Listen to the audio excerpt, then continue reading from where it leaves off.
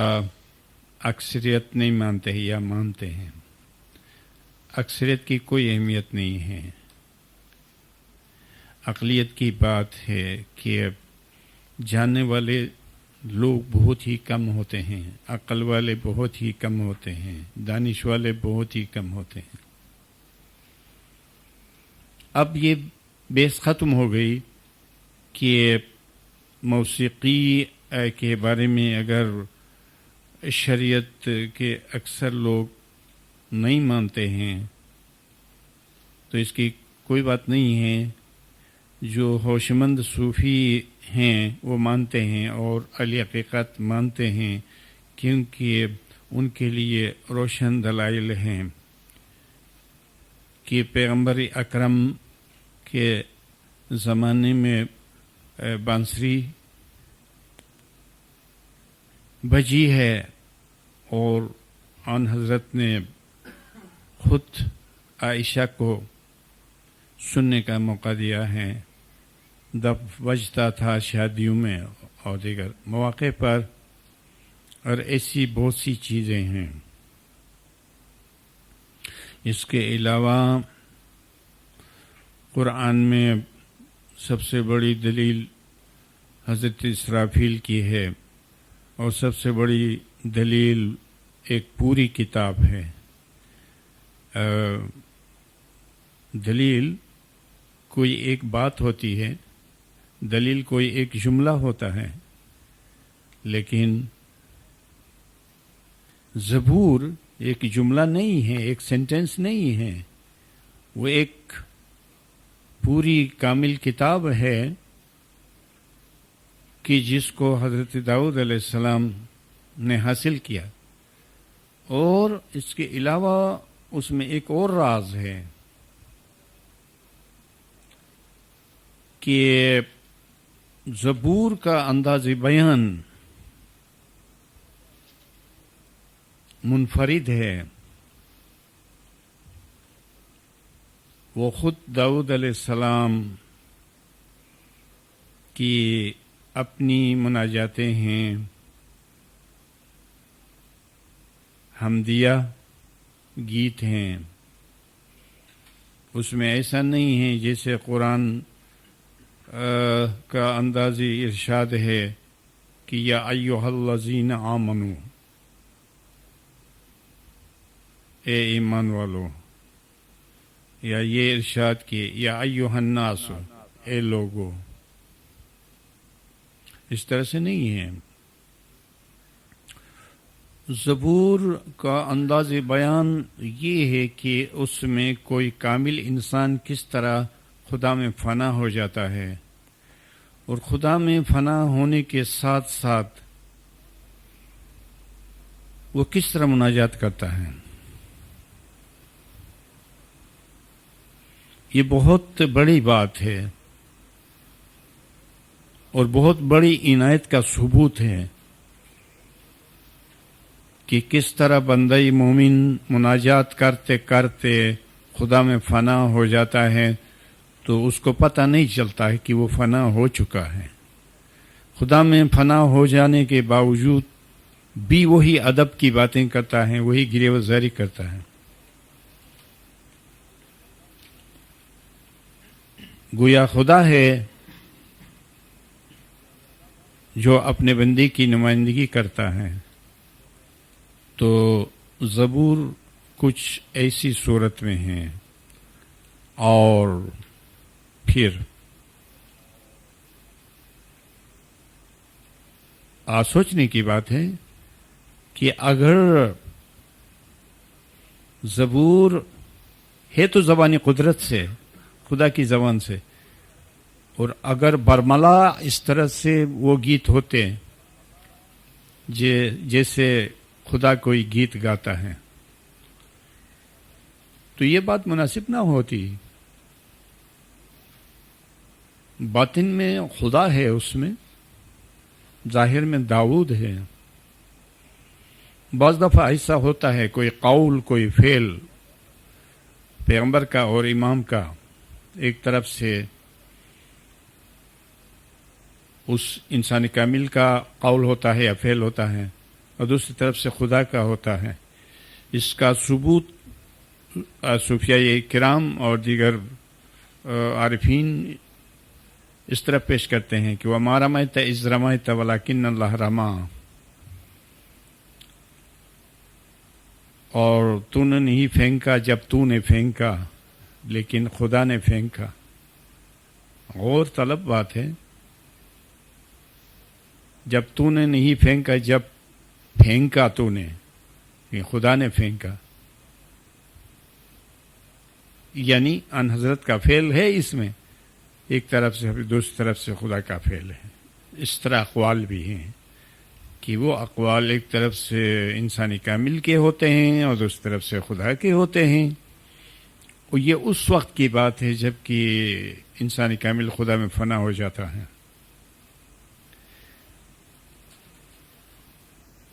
انسانی کامل خدا میں فنا ہو جاتا ہے تو انسانی کامل ختم نہیں ہوتا ہے. وہ اندر اندر سے خدا سے ملا ہوا ہوتا ہے اور ظاہراً وہ انسان ہوتا ہے، اس کی شخصیت باقی رہتی ہے. تو اس واسطے اس کے دو پہلو ہوتے ہیں. تو زبور کا نزول کچھ اس طرح سے ہے کہ وہ ایک طرف سے داؤد کا قول ہے اور دوسری طرف سے خدا کا قول ہے، تاکہ ہم سوچیں. تو یہ تو بہت بڑی بات ہو گئی. ایسے میں اس میں نغمات کا ذکر ہے، ستار بجتا تھا، دب بجتا تھا. اس زمانے میں جو بھی اچھے سے اچھے ساز رائج تھے ان کو استعمال کراتے تھے. آپ کبھی زبور کی نوعیت کو دیکھیں،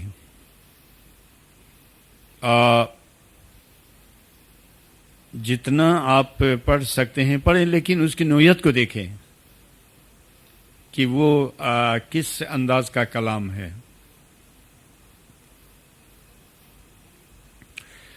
پھر قرآن میں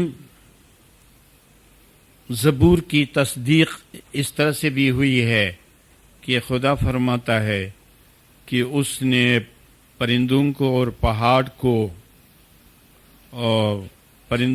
پہاڑوں کو حضرت داؤد کے گیتوں میں ہم نوا بنایا. یعنی جہاں حضرت داؤد اللہ کی حمد و ثنا کے گیت گاتے تھے، اسی کے ساتھ پرندے اور پہاڑ بھی ہم نوا ہوتے تھے. یہ سوال الگ ہے کہ یہ بات ظاہر میں تھی یا باطن میں، لیکن جس بات کو سب تسلیم کرتے ہیں تو وہ مسلمہ ہوتی ہے. جب قرآن کہتا ہے تو اس میں پھر بیس کی گنجائش نہیں رہتی ہے. یہ بات الگ ہے کہ آپ گہرائی میں جانا چاہتے ہیں اور مزید معلومات حاصل کرنا چاہتے ہیں تو ٹھیک ہے، ورنہ کلی طور پر جس چیز کو سب لوگ تسلیم کرتے ہیں تو وہ مسلمہ، دلیل مسلمہ ہے. تو پھر سوال یہ پیدا ہوتا ہے کہ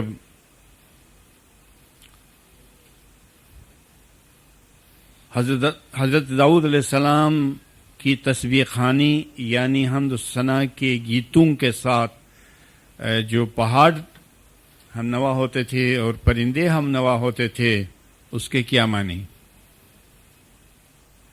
تو وہ بھی زبور کا ایک حصہ تھا، زبور خوانی کا ایک انداز تھا کہ گیتوں کی شکل میں زبور کے پڑھنے کے معنی ہیں. بہت سی گہرائیاں ہیں اس میں اور بہت وقت چاہیے. اگر ہم اس موضوع کی طوالت کی طرف جائیں تو بہت وقت اس میں صرف ہوگا. مختصر یہ کہ خدا کے نزدیک مناجات، موسیقی ایک پسندیدہ طاقت ہے کہ اس سے مومنین پگھل جاتے ہیں اور ان میں عشق الہی کی تڑپ پیدا ہو جاتی ہے. یہ سچ ہے، استعمال پر ہے. اگر کسی بھی موسیقی کی دھن پر لوگ ناچتے ہیں، ہنستے ہیں اور ان کا دل دنیا کی طرف مائل ہے تو پھر یہ بات حرام ہے. اگر وہ یہ سب کچھ عشق الہی کے حصول کے لیے کرتے ہیں تو حلال ہے. دنیا میں بعض چیزیں حلال ہیں، قطعی طور پر بعض چیزیں حرام ہیں.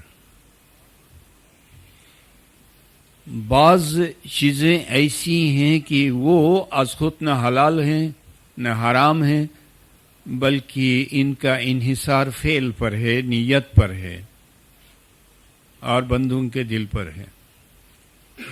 ایسی چیزیں بھی ہیں.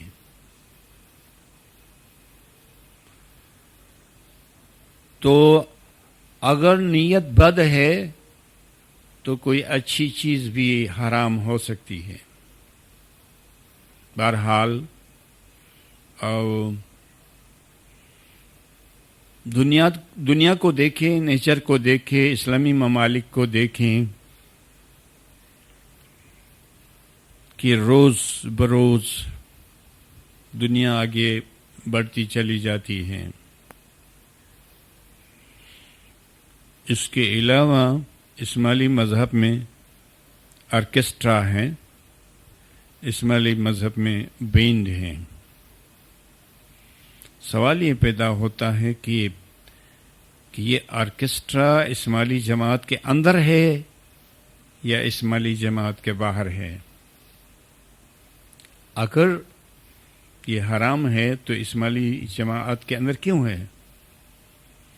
اور بینڈ کب بجتا ہے؟ ٹھیک ہے، امام جب فرمان فرماتے ہیں تو اس وقت تو کسی چیز کو نہیں بجانا چاہیے اور کوئی آواز نہیں ہونی چاہیے، ناممکن ہے. لیکن امام کی تشریف آوری سے پہلے اور بعد میں کیوں بجتا ہے؟ اور یہ ادارہ کہاں رجسٹرڈ ہے؟ کسی بھی انسٹیٹیوٹ کے ساتھ. اور ان کے لیے کوئی فرمان آتا ہے یا نہیں آتا ہے؟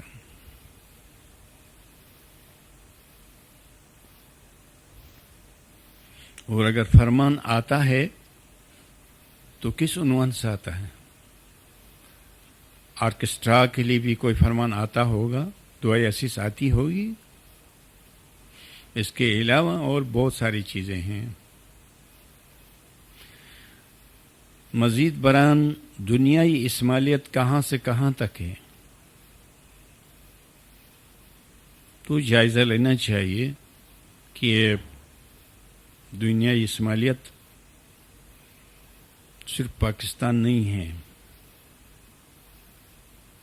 اور بھی ممالک میں جماعت رہتی ہے. بہرحال ہوشمندی یہ ہے کہ ہم اس سے فائدہ اٹھائیں، عقل سے کام لیں، کسی ایک چیز پر بیس نہ کریں، اور کتنی ایسی باتیں ہو سکتی ہیں جو جماعت میں ایز اے ہول سستی کے معنی میں کوئی بات ہو، غفلت کے معنی میں کوئی بات ہو، غلطی کے معنی میں کوئی بات ہو، ایسی بہت سی باتیں ہیں. لیکن تنہا موسیقی پر کڑی نظر رکھنا یا تو بالکل نہیں ہونی چاہیے. ہمارے ہنزا کے مقابل میں نگر کی ریاست تھی. مجھے یاد ہے ہنزا میں موسیقی کا رواج تھا، دیسی بینڈ جسے کہتے ہیں، اور نگر میں بھی ایسا تھا. بعد میں کوئی عالم ایران گیا اور اس نے آ کر راجائی نگر کے زمانے میں اس کو منع کیا. جب منع کیا تو اب مجال ہے کہ نگر میں کوئی کسی قسم کی موسیقی ہو. ٹھیک ہے، وہ شریعت کے ظاہر کے پابند ہیں، یہ ان کے نزدیک ممنوع چیز ہے. پھر تو اس عالم کی رسائی صرف نگر تک تھی، تو اس نے نگر سے اس چیز کو ختم کر دیا. پولو گراؤنڈ میں ماتم سرا بنوایا اور راجا پر جو ہیں وہ علماء غالب آ گئے.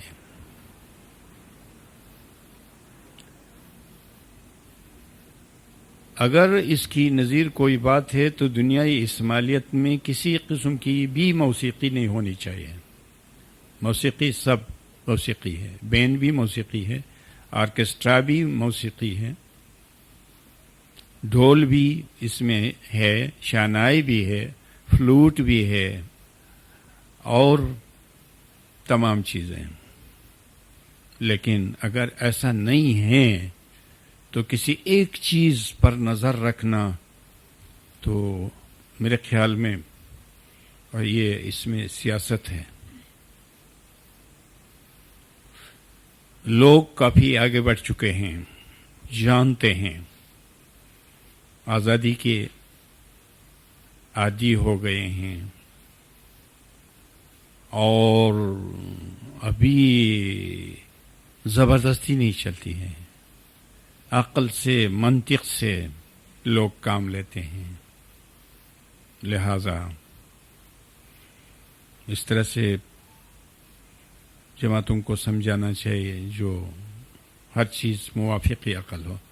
تو ضمناً یہاں پر موسیقی پر تبصرہ ہو رہا تھا، اور میں نے بھی کچھ الفاظ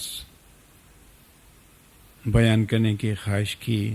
شکریہ. اب اس گفتگو کا وقت ختم ہو جاتا ہے. یہ علی مدد.